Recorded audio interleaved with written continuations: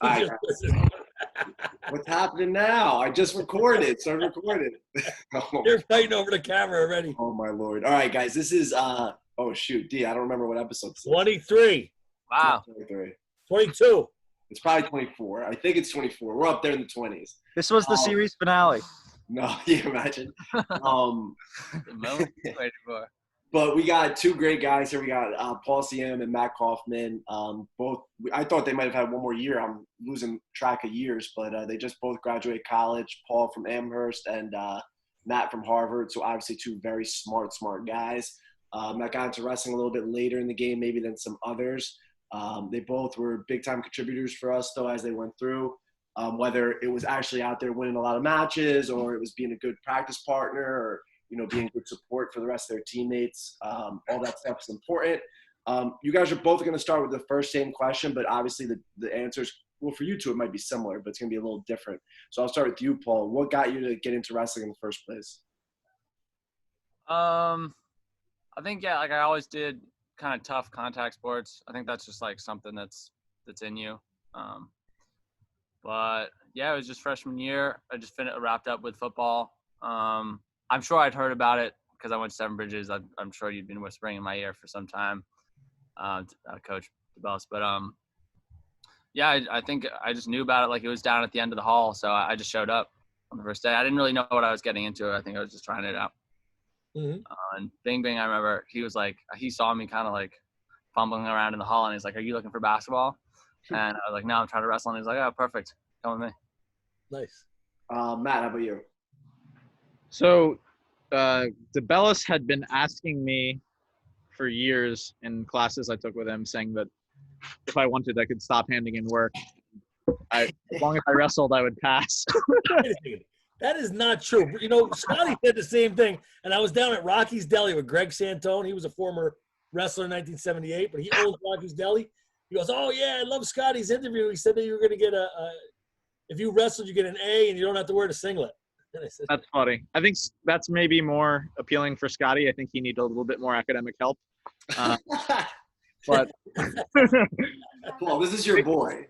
Always coming at people's heads. Keep going there, Matt. I think the real thing that did it for me, Paul honestly convinced me because he went to practice and he said he thought it'd be really cool. And like he and I, we've been friends for a long time, and like we would always do stuff like that. So I think he thought it'd be fun for both of us. And I went, and then I was actually kind of surprised that Paul had given it such like a good review, because he was saying that he during his first week was like wrestling with Bing Bing. Yeah. And Bing was just like brutal. And wasn't he like incredibly tough? That's the real story. So like Bing Bing was just like kicking my butt, like not pulling any punches.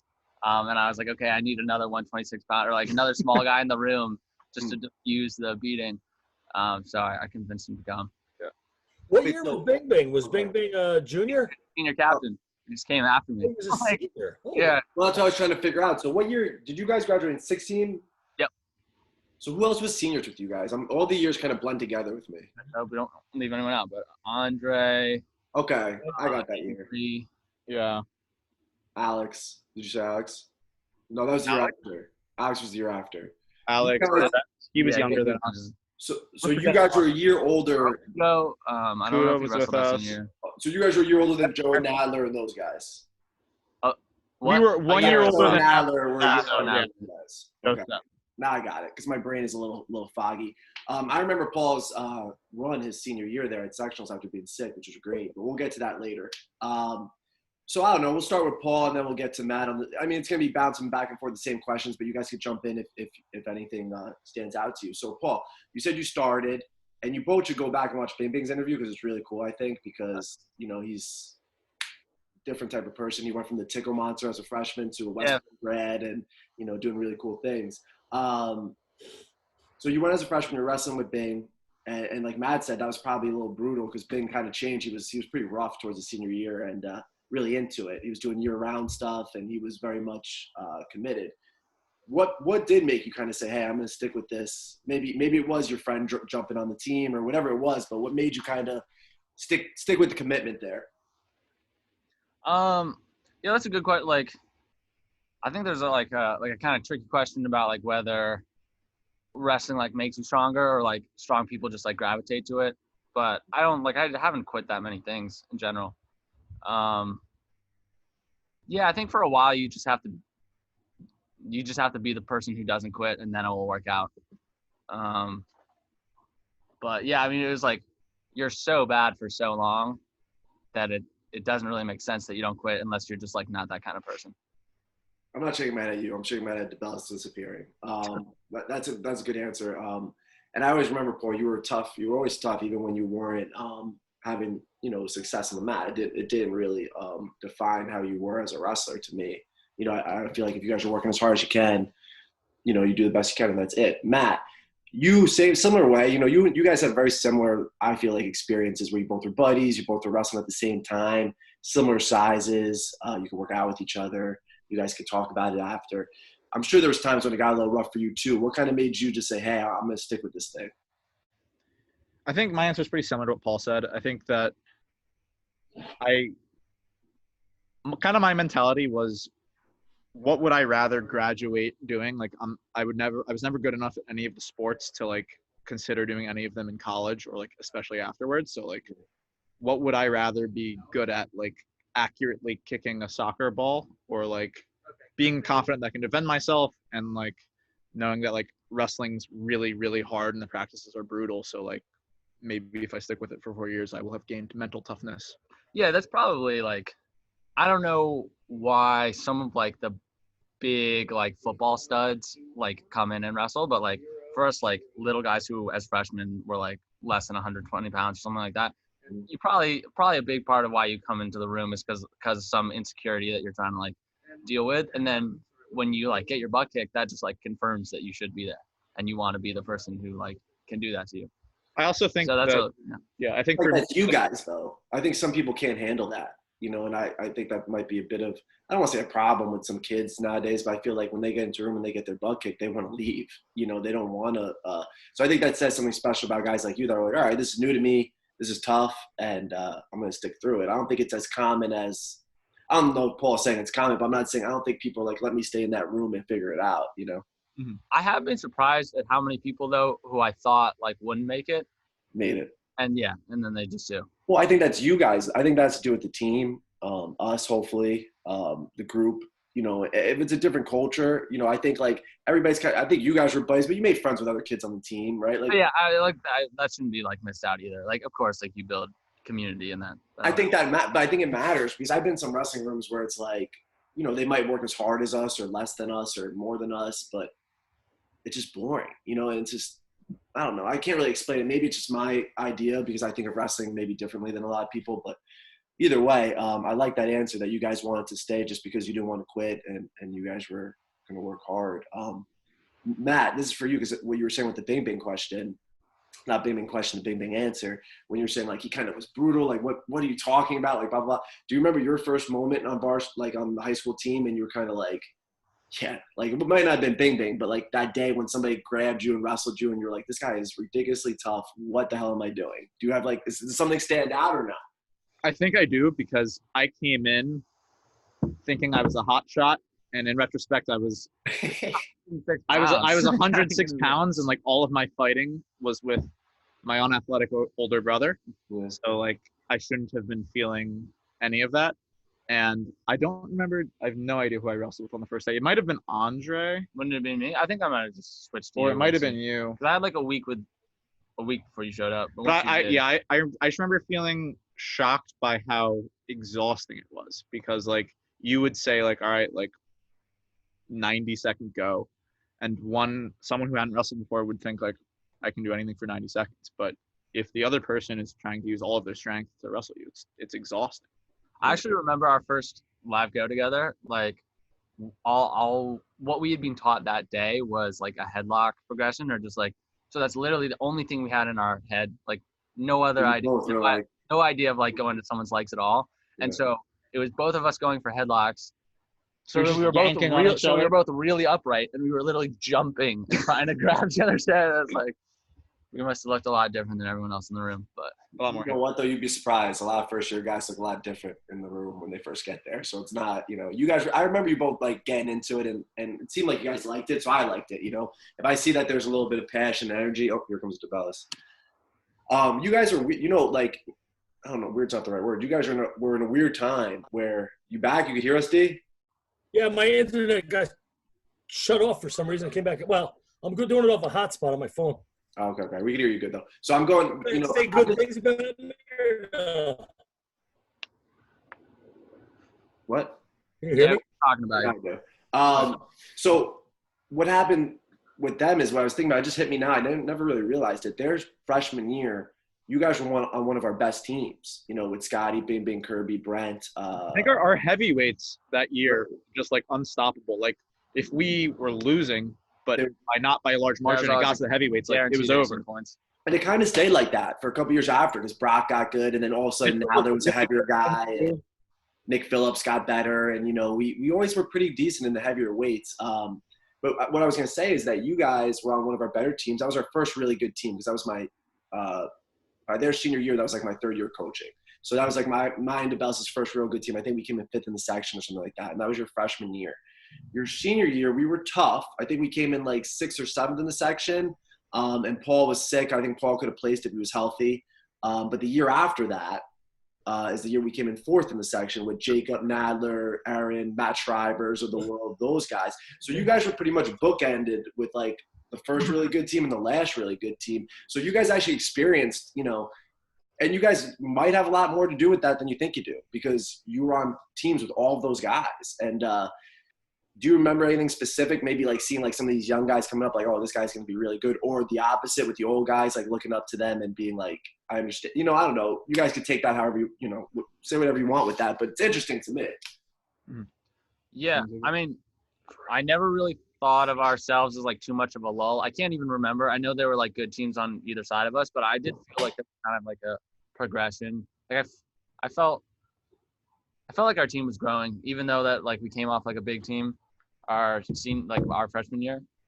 I just remember you kind of like saying that we were moving up in the section. I thought we were like gaining some respect. Like I didn't really. Well, we were not to, so I don't want it to be the wrong way. No, I didn't. No, but think about it like this. So our first really good team was your guys' freshman year. Our best team ever was after your senior year. That's our best team ever, technically, in the section. So it was a progression. Like we were getting better.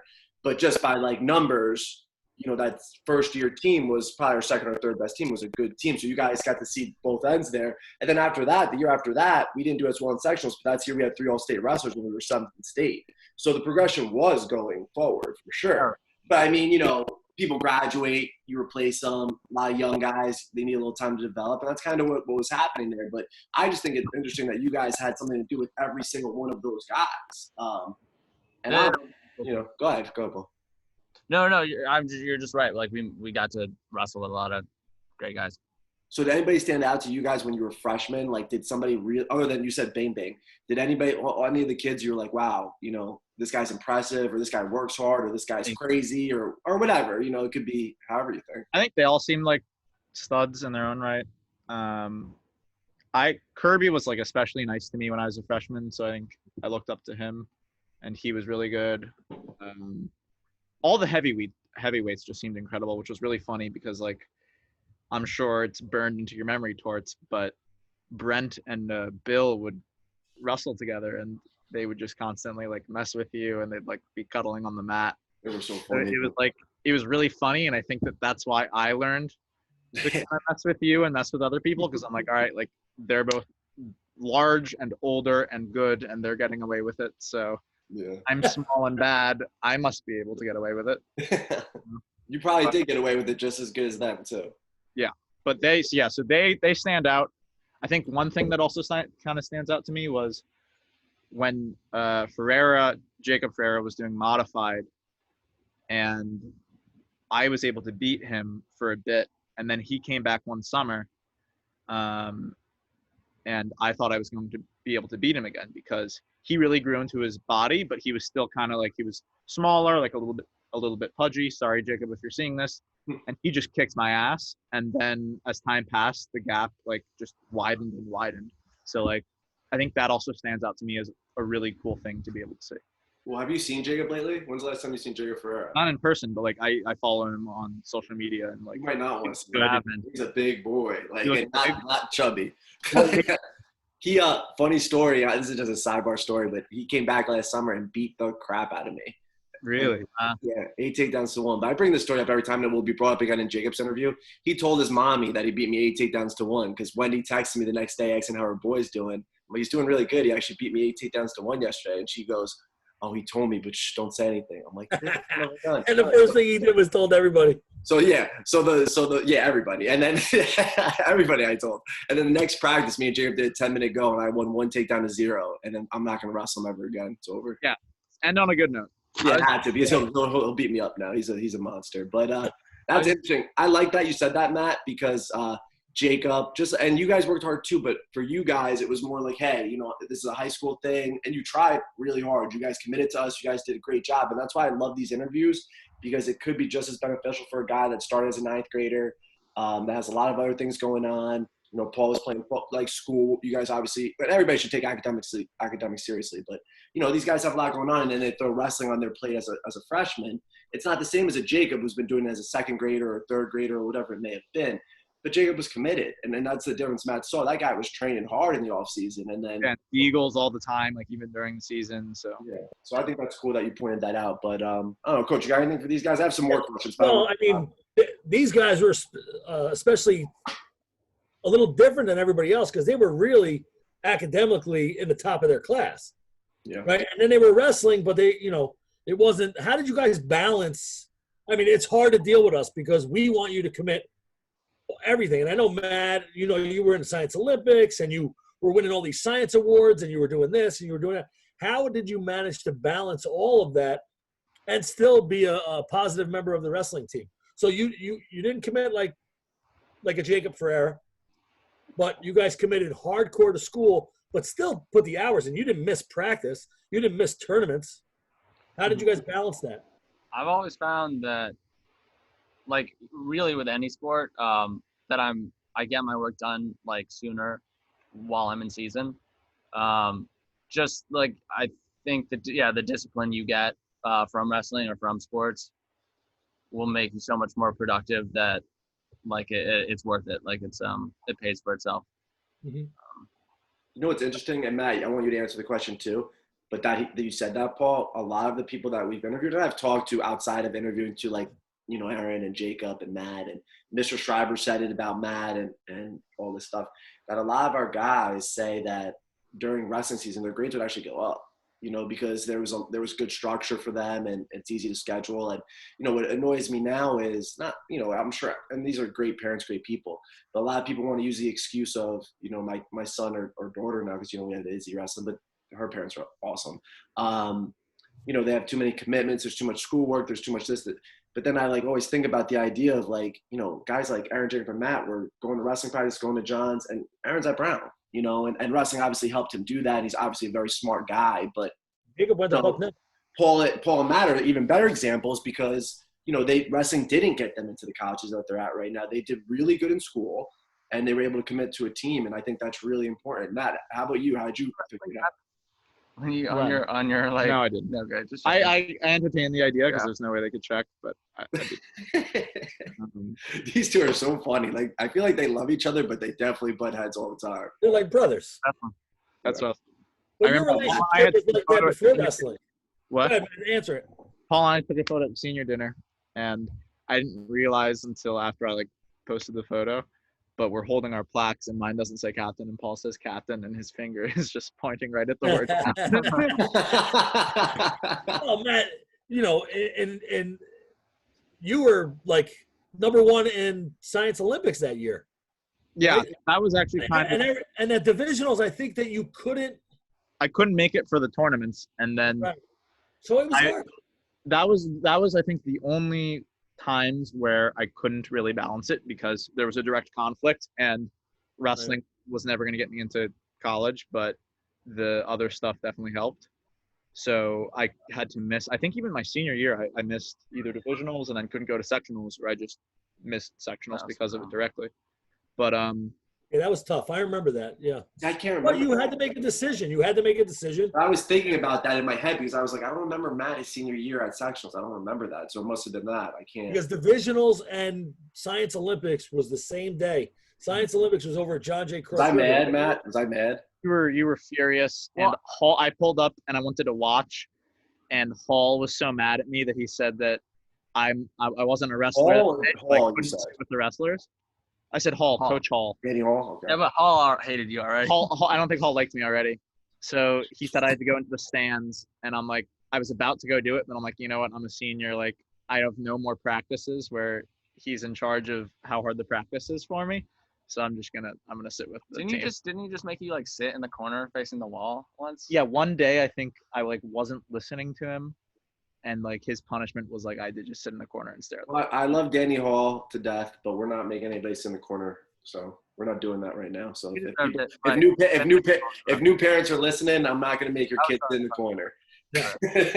Nobody puts Kaufman in the corner. Nobody. I feel kind of bad though. I feel kind of bad that I was mad at Kaufman, but at the same time, No, I still think you were I disappointed. still think I would be mad though now, and it's not that I'm mad that Matt is, doing good stuff in the Science Olympics, and that's going to help him get into college. It's that Greeley Wrestling's like one of my babies, right? Like I care a lot about it. I care a lot about the kids that are doing it. So, it's not about me. It's about the team, and I'm not blaming Matt for that at all now. In hindsight, it's just I probably understand. That's probably why I was mad, especially because we had a pretty nice, solid team, and you probably would have been a contributor. But it is what it is. It was tough. I mean, I think it was tough for Matthew too. I'm sure it was. I mean, he had to make a I decision. hate to miss it because for the senior year, obviously, it would be nice to have one last chance. You went your freshman year. You were a section qualifier. That's Which right. was absurd. That might have been my single best record. For people listening, I was 106, and I just got so many forfeits that I think I got into the division finals without having to wrestle a single match. I remember that. like it was yesterday. And the other kid wasn't very good either because And it was he had exact- It's a match, You right? could've beat him. What I was just describing about like jumping for headlocks. yeah, I was just Like like, they're- I need to get him in a headlock, and I'm gonna pull him down, and that's the only thing I'm gonna Now, do. listen, a division finals is a lot more than a lot of people could say. So you did it. Congratulations. But that's so D. That's a running joke he used to say. Like, I could have been a state champ if I cut more weight. Like our senior year when we weighed like 150 pounds. If I had dropped to 106, I would have What been a For sure, you would have won that 106. You might have died though before you made 106. So, Yeah. Coach, do you remember these guys when they first came on? What was your first impression of them? I don't know if I can remember my first actual impression, but I remember early. Well, I knew Paul was a football player and he was tough. I mean, I Yeah. remember watching him play football and he was. Paul, did you play like a defensive linebacker or a quarterback? I played linebacker at the end of my career. Yeah. Yeah, and he was tough. And he was tough on the mat too. And and I remember Matthew from class pestering them to wrestle. So I was glad that they came out for the team. And they were, like you said, they were great contributors to the team. They were very good guys to have around. And, great for the younger kids as they got older. They were very good leaders. Well, they were good. They were good contributors differently. Even though they were buddies, they both had different strong suits. I feel like Matt, he would joke. Not that he would take things seriously when he had to or whatever, but he would make people laugh. He would say something fun, and you need that, right? You need that in the room, especially with somebody like me who's very serious. And me and DeBellis, I think, are a good yin and yang in that sense, where Coach will get you guys laughing, and then I come in pretty serious, and or I'll say some silly stuff as well, but just different, So Matt was really good in that sense. He was good with his commitment. He was good there for the younger kids. As a young guy, it was good for the older kids, like at Kirby, to see somebody like Matt looking up to him. That gives him confidence, and that's some good stuff there too. And Paul was one of the original guys that we had that was breaking people. Like, Paul was tough. Like, I remember even Paul's like a 10th grader when he wasn't super successful yet. Like, he would come back in matches, he'd gas people out. And, I love that. That's one of my favorite things about wrestling. So I remember pretty early on that Paul was a tough guy. But he just had a lot, I probably pestered you about off-season wrestling, Paul, and all that stuff. But, he had a lot of stuff going on, and it is what it is. But they still were great contributors for the program. Paul, do you remember when your turning point in high school was when you started having a little bit more success from your freshman year? Shoot. Oh, I mean, It was Jamel Wiggins' first time. Yeah, You're really good. Yes, there are a lot of turning points. Like, there are a lot of. It's not just like good to bad. Like, I remember, like I never thought of myself as like I mean, I don't. Well, just I remember it was a big deal the first time I made it out of the first period. Sounds like crazy, but I was getting. Hey, we have kids every year. That's a thing. Yeah, that's a thing. Kids if our current kids are listening now, that's a thing for some of them. So that happened at Oswego. I remember it at Oswego, and DeBellis came up to me and was like, "Don't feel so bad about that." And I was like, "Didn't you see what just happened? I made it out of the first period. Why would I feel bad?" But I think the first success I had was the Greeley Duel sophomore year. Somehow a spot opened up in the lineup, and I got like 2 pins, and I was like, I contributed to the team, and that felt really good. You know what's crazy too is Paul was a tough guy as a sophomore. He wasn't, he was learning the sport, but to say like he found a spot in the lineup, that shows that the team was pretty tough at that time. And then in that area too, there were like there's a lot of good Rudy was there, Rudy, Eli Elijah. was there, like they were all really good. Yeah, guys like younger guys like Joe were coming up probably pretty close to your weight at that time, I would think, when you were a sophomore. But we're gonna say, Coach, I'm sorry, I interrupted you.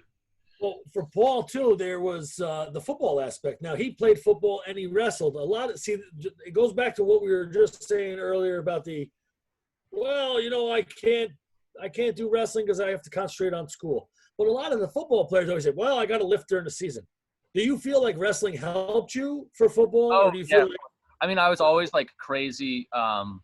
That's like a great point. I was always like really undersized for my positions, but I had I could tell, like I could take people down, and I was also just like, persistent. Yeah, tough. Yeah, whatever you want to say. Yeah. That was my thing. That was my style, and I was like, probably influenced by wrestling, for sure. Yeah. I wish we could have that transition a little bit more with some of the football players. So we have some good athletes like Greeley, and I think wrestling will help them. But Bill was a football player. What's that, bud? Bill was. Yeah, Bill was a good football Billy player. Marino. Yeah. Well, during that time, we had Billy Marino and Brent Lobian, who were both football players too. Oh yeah, Brent was really good too. Brent was a great player. Brent played football in college. Do you think? Tell me this is right, DeBellis, and you guys know a lot of guys that played football and whatnot. I think some of those kids, they talk big and bad. They want to joke around about wrestling and be funny about wrestling, but I think they're a little bit deep down nervous that they can't cut it. Yeah, totally. I mean, some of them would come into wrestling from before practice sometimes, and like would challenge much smaller people and lose. Like I remember, do you remember Jeff Lefkowitz? Of course, he was a wrestler. He wrestled modified for a bit. Yeah, he got really big in high school, and I think he was one of those kids who was just kind of like astonished at like how much the technique helps. Yeah, but to me, does it matter? And you guys are really smart guys. Tell me, the technique matters is different. Like, I think a lot of the football guys, the big, they want to be the big man on campus kind of thing. And I get it. You're a high school kid. You want to be cool and all of that stuff. And then wrestling, you want to joke around. And then they come out there and it's not what they expected. It's a lot tougher. It's a lot brutaler. It's grueling. It's all of these things. And then they don't get the results that they want. But does that really matter, right? Like, Paul and Matt were great wrestlers and great contributors, but they were never section champ, state champ, all of these things. And I like to think they still got a good experience. So I would love to somehow get in those football players' heads and be like, you don't have to be the big, bad, tough guy all the time. Just go out there and try your hardest, and it'll probably help you in something else. And it probably will help your mindset. It'll help you in a lot of ways. But I feel like some kids are just nervous to pull the trigger on that. I don't know. Maybe that's just my opinion. I agree with that. Despite that I never had, like you said, like state or section champs, I'm still very happy I did it. Yeah. And I also think that it's humbling. So maybe like they try it and it's really hard and then they give it up. So if they're like kind of a cocky football player and they're playing well, it can be hard to deal with that. But like, why would it be hard? Paul would really echo this, that I'm sure that they would have benefited, not just like after that they're happy they did it, but it could have helped their football game. If they're only selfishly trying to improve in football, it would have worked for that goal too. Yeah, just one thing I would add to the humbling that you brought that up is that, of course, wrestling is like the most humiliating sport there is. Like, you can't lose harder in anything else than in wrestling. So it's like, if you can be humbled so hard, and that's good for you. So, but for you to answer this question, because I'm curious. Always hide on a football team, Yeah, but I'm curious if your take on this. You wouldn't lose harder in anything other than wrestling, right? It's humbling. It's you out there by yourself and all that stuff. But does anything feel as good to win? nothing. Yeah, especially because of how hard, like, right? how, Like it goes both ways, and I think it will. And you guys are so young, but you guys are real bright guys, and just did some intense college work. But as you get older, I feel like a lot of that those experiences, the humbling and those things, I think they're going to help you guys a lot. I think you might already have seen it help you a lot, and that's not to say that football and lacrosse and these other sports don't give you value and are helpful in ways. Football with the team and knowing how to work with other people is important and all of that stuff. But I don't know, man. I think if people gave wrestling a shot, there's a lot more to it than just throwing on that singlet and being out there by yourself in front of a bunch of people. Yeah, it's awesome. And I also think that the fact that the highs are so high and the lows are so low, it fosters a team dynamic, which I haven't really seen on any other sports. Like when you win and your whole team is cheering for you, like that's an incredible feeling. And similarly, like being truly humiliated out there if you lose or just like disheartened, and having them kind of be with you through that, I think it really just helps the team get very uniquely close. and you just know that you've done something together that no one else could understand, which is Which I like, love, yeah. Which I love. If you guys rewatched the Greg Ironfink one with me, we talked about that a lot. Like when we were getting extra workouts in, it was like I love doing something that I knew other people weren't willing to do. I think that's something special. But you two in particular were both very good at being there for the teammates when it didn't go as well for them. I remember, clearly you guys sitting on the sideline talking to somebody. I could see that in my head right now. So that's a really good point by you guys. Coach, you got anything? I see. Yeah, both great leaders. Did you find that the wrestling mentality or anything like that in college? Because you guys went through very rigorous training in college academically. I'm sure the courses were tough. I know that Horace Greeley does prepare you well academically for college because I hear it from the kids coming back. But do you think that wrestling mindset, what you learned in the room, served you academically at Harvard and Amherst? Yeah, I definitely think it helps in a lot of ways. I mean, Torts would always say, once you've wrestled, everything else is easy. Well, that's Dan Gable's quote. I don't want to steal it. Dan Gable. I made it up. I told Dan Gable. More quotations. Did, yeah. I don't know him. I know you. All right. But I oddly enough, 2 days ago, I had to move out of my dorm, and I rented this massive U-Haul truck, which was terrible to drive. I loaded up all my furniture, and it was a really windy day, and I was driving down the highway, and I don't really know how to drive a truck, and the wind was like buffeting it, and it was going in between lanes. And I was just thinking, like, this is terrible. I think I might have been behind you. Yeah, I think I heard you honking. Yeah, that was me. Definitely would be him. Yeah. But I oddly enough, even in that, I thought back to wrestling a little bit. Like, this is terrible, but I'd rather be doing this than like losing a really hard fought, like exhausting wrestling match. Like, I've done that so many times. Like, you're gonna see that a lot too. I can't wait to hear from you guys in like 10 years and all the guys. Even as a dad now, right? Like when the baby's up at like 2, 3 in the morning, like if I want to go back to sleep, it's like, dude, like what are you talking about? Don't be, you're tougher than that. Stay up and you're good. And it comes in so many ways. Like back when I was plowing snow all night, like little silly things, right? It could be anything. If you're a doctor, lawyer, whatever you are, I feel like it could come back up to be like, this person's complaining, but they're not built like me because I did X, Y, and Z, and I could take it a step further. And I'm really interested, especially for these guys, to hear how that affects them later on. Well, did you feel that too, Paul? yeah, I don't know. It's basically what Matt said, but just like being really comfortable, or just like having lost so hard and like coming back from it, and just knowing that you can come back from things. I think that's given me a sort of confidence in that I'm like not afraid of losing because I've done it enough. So I'll just like freight my semester up with a lot of like super hard classes, and I'm just going to put myself in a really difficult position, and I'm comfortable there. And even if it doesn't go well, I know that I can come back from that. Chosen suffering. Right, Yeah. Coach? We've been talking, I don't know if you guys have been listening to any of these things, but we've been talking about that a lot this year. It came up in interviews. I probably talked about Tom Ryan when you guys were around. He's a coach at Ohio State now, but he was at Hofstra, and I was at Hofstra for some of the time. And this guy, he lost his son when he was like, the baby was like 2 or 3 years old or something. He has other kids, but he lost the baby. And he always says that obviously, of course, was the hardest thing in the world for him, and he still deals with it. But he says there's 2 types of suffering in the world, and there's chosen suffering and unchosen suffering. And the chosen suffering is the stuff that will prepare you for the suffering that's definitely going to come because that's life, right? And you guys hopefully will be more prepared for that stuff as it, hopefully very minimal, but as it comes in life, he says every day he tries to do something that makes him uncomfortable, whether it's waking up and having a cold shower. And I'm not saying I don't do that, right? But like, it is a good mindset, I would say, to do something that makes you feel a little bit out of your comfort zone every day, whatever it may be. And if you're doing that, you're growing, at least I think so. And I think Paul said that when he said, well, I take harder classes or more classes. He's putting himself in uncomfortable situations because he knows he can deal with it. And a lot of people choose the easy road because they're afraid. And even the easy road is uncomfortable. And you're gonna have more trouble that way. Well, you two answer this question for me. I mean, you could answer if you want. I would feel like if you take the easier road, the end of that road is going to be way more devastating than the harder road. Do you know what I mean? Like the harder road, you might hit a couple more bumps, but you're going to be happy and satisfied with what you did. The easy road, you're going to look back with a lot of regret, I feel like. I liked how you put it just now, Tutora, which I really agreed with it. Like, stuff happens in life that's bad. Yeah. That's inevitable. So if you choose to go through suffering first, like, which is kind of controlled. So like I can choose to go through wrestling and like I'm kind of in control of how bad it gets, then it can just prepare you for any other suffering down the road.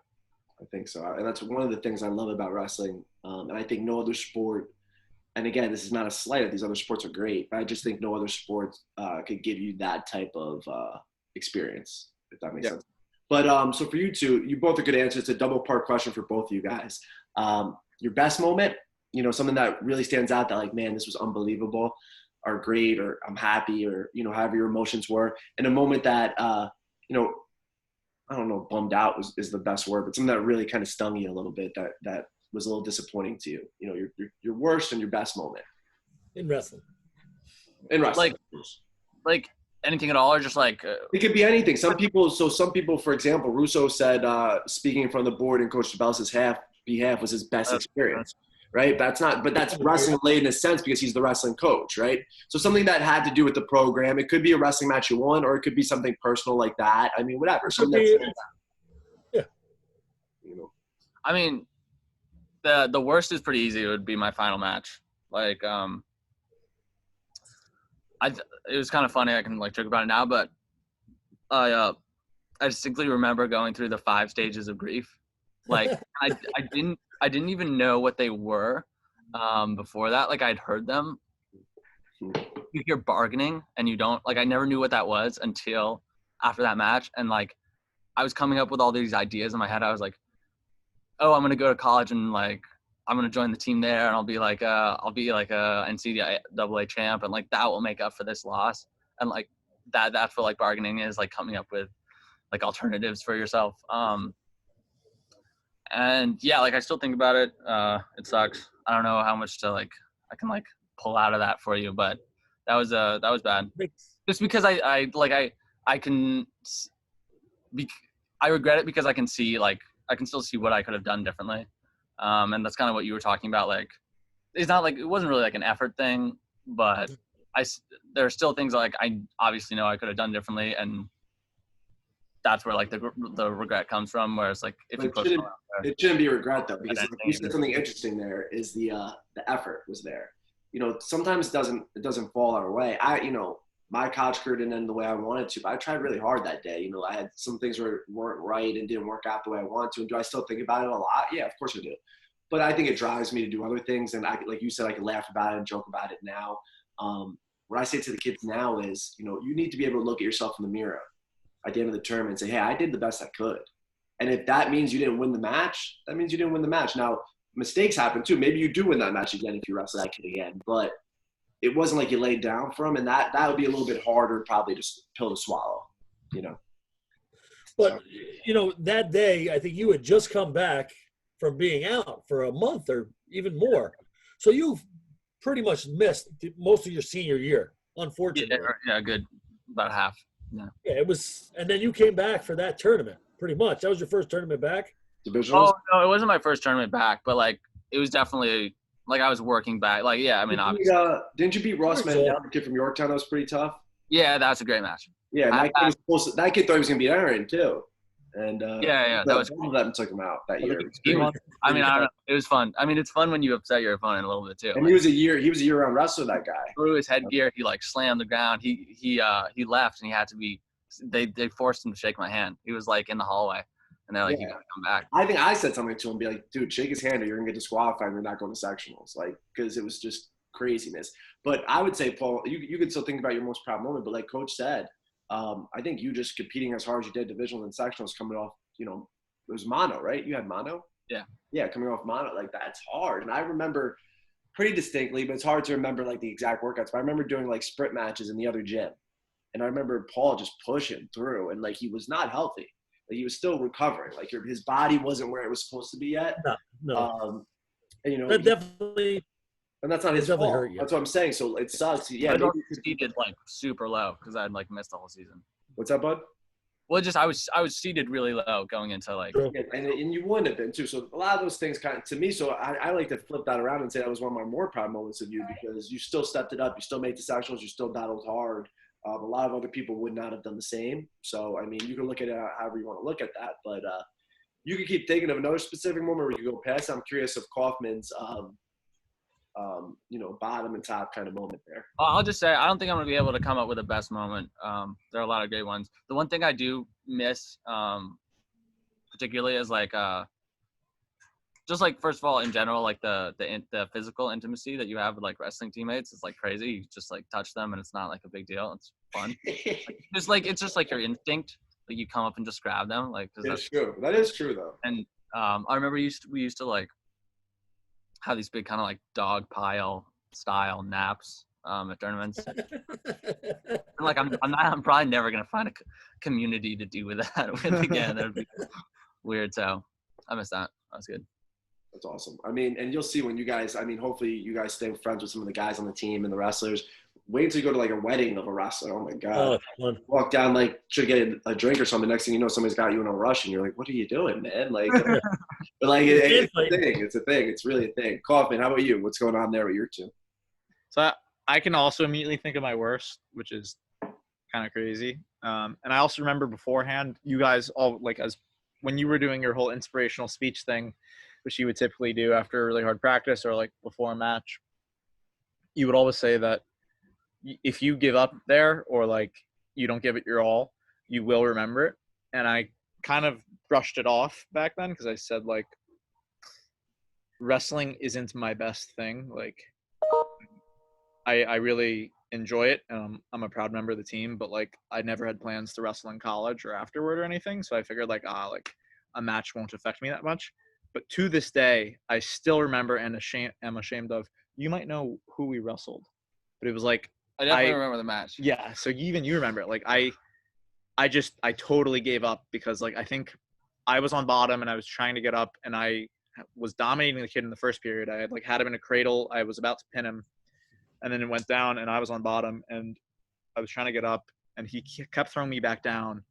And for whatever reason, I kind of just like gave up and I'm like, I'm not going to let him flip me. But like I stopped trying to get up and I still remember it. And I was super bummed after that match. And I think it's pretty crazy that I think 5 or 6 years later, it's still burned into my memory. Yeah. But that drives you now. That drives you now. So that's not a positive teachable or whatever. You know. Do you remember? I don't remember that. I don't remember that either. I must have been a little angry. It was a dual match. It was definitely an exhibition match. It was definitely like a JV. Well, you know what's interesting too, though, before you guys even say is, as coaches, and you guys might know now as older guys, like I'm pretty good at reading when you gave it your all and you didn't give it your all. Like, I'm good at when a guy's on bottom, he's giving me those grimaces, and I'm like, he ain't trying to get up. Like I could just feel it. Which I did. Body language. Body language is huge. But if your head goes down, exhibition match. I don't remember that match. Yeah, I think it was a dual meet and we were away. I know that. But like it was bad. That was a bad match. Yeah. All right. Afterward. What about your best moment, Matthew? Best moment was, I think I could go 2 routes. I remember the first time that I got a win that wasn't a forfeit. I also pinned the kid, so that made it satisfying. But I think what made it most satisfying was that the kid was just a terrible sport. Like before I had pinned him, he had slapped me really hard across the face, and he had gotten a warning for it. And then I remember just being like angry, and I'm like, I need to win this. And then I pinned him, and it was just an awesome feeling. It is nice to beat a bully. Yeah, so that's one thing. But I think a different route that I could go down was kind of similar to what Paul was saying. Like after, Go on. No, don't worry about it. yeah, we were after like tournaments or something, we would get Applebee's together as a team, or like just like hang out and mess around in the Target parking lot. And those memories were really fun and good. I like that. So I'll always remember those two. Matt, I might be totally wrong on this. I don't know why my memory is like this, but did you have a really good like cornhole duels or something? Did you do really well? I might have, or was that? I think I might have. Your senior year, you had a really good dual meet tournament. I forgot what one it was, but you like went 3-1, or you did really well. Maybe I'm making that up. I just felt like I remember that too, Cornwall. Yeah, I don't know. Like I said, a lot blends together, but I just remember Matt. We might have had a captain talk. He was trying to persuade me after like a good Cornwall duel or something. There was something that somebody did something well. I can't remember, but anyway. It's hard to remember when there's a lot of things I did well. What did you say? I said it's hard to remember when there's so many good things. Of course, yes.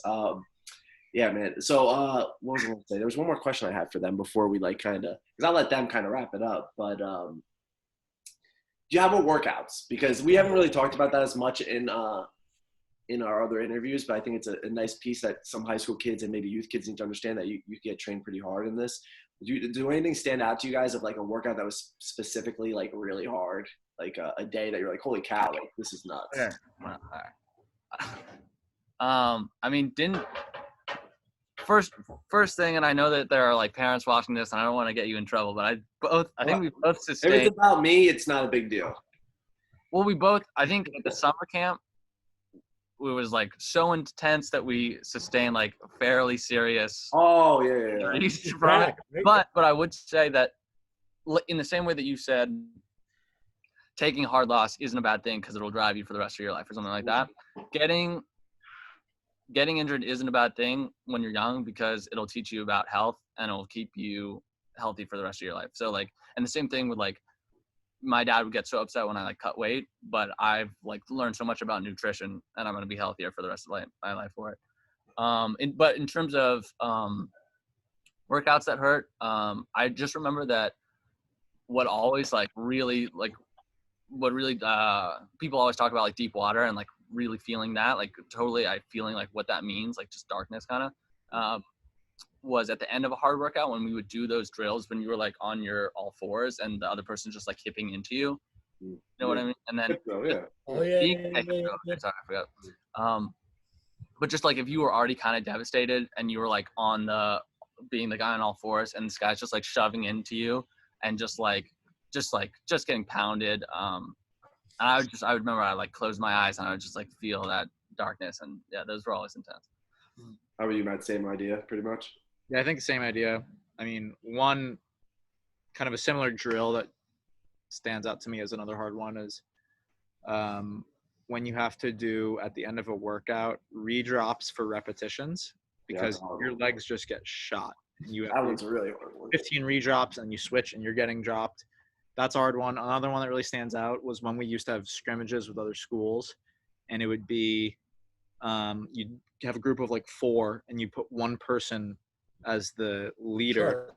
And then that person would never get a break and he'd have to wrestle 3 people, and each of those 3 are completely fresh when they start. That's a tough one. But they were hard kind of without those, from what we talked about before, like that's where the mental toughness is really built. I remember what I was going to say with Paul. Was Paul's dad, did your dad make that shirt for us like Really Duels when we won? Yeah, He's 2 different ones. He's made a couple of shirts for you. Yeah, it's pretty awesome. But like, We're Not Tired. Yeah, and Fighting as a Family. Fighting as a Family. We made You're Not Tired, and the Really Duel Champ one. Was that Fighting as a Family? Maybe. I don't know. Yeah, But anyway, they won the Grilly Duels. Huh? We won the Grilly Duels. We won the Really Duels, yeah, with them. But what I was gonna say, how did you get your parents to buy in to the sport? Like, was that a process? Because you guys, they were supportive and like they loved that. I mean, I don't know, I'm not home with you guys, but they seemed very supportive. how'd that work out for you guys? Was it like a hard sell to the mom and dad, or was it kind of like, okay, this is a sport I'm doing, can you just get with it? I think I remember distinctly my mom came to one of my first matches and she just saw like the weird angles that people's necks would get in when they were like trying to fight off their back.